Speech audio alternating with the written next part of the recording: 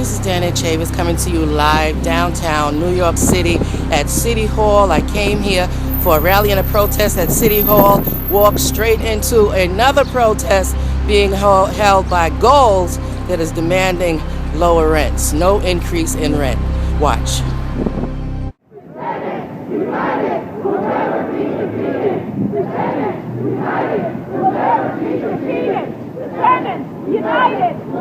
be defeated.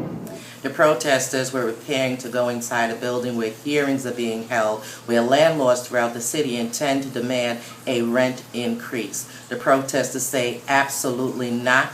They do not want a rent increase, but in fact, a rent rolled back. Largely in part because the buildings and apartments are so dilapidated, filled with mold and mildew. One building in particular had no heat and no hot water for 4 months throughout the entire year of 2015.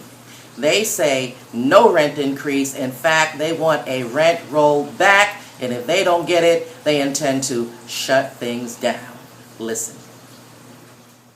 What do we want? Rent roll back. When do we want it? Now. What do we want? Rent roll back. When do we want it? Now. If we don't get it, shut it down. We don't get it, Shut it down. We don't get it, Shut it down. If we don't get it, Shut it down. Whether or not those landlords will be able to get the rent increase that they are seeking remains to be seen. Meanwhile, I'm on my way to the steps of City Hall for yet another protest, this one against the Uber car and limousine service. Those taxis are not being made to comply with city regulations that require them to make their cars handicap accessible. The TLC is saying that they are being discriminated against, and Uber is being shown favoritism because the yellow cabs and the green cars are required to make their taxis handicap accessible.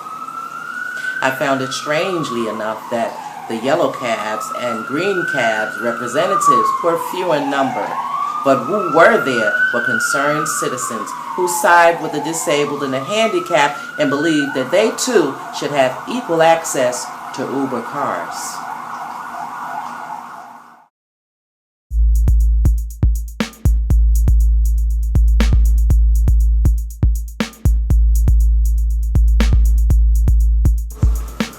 You didn't hear it from me, but word on the street is that someone very high up in Gracie Mansion has a 60% share in Uber limousine and car service, and that might be the reason Uber is being allowed to get away with those requirements.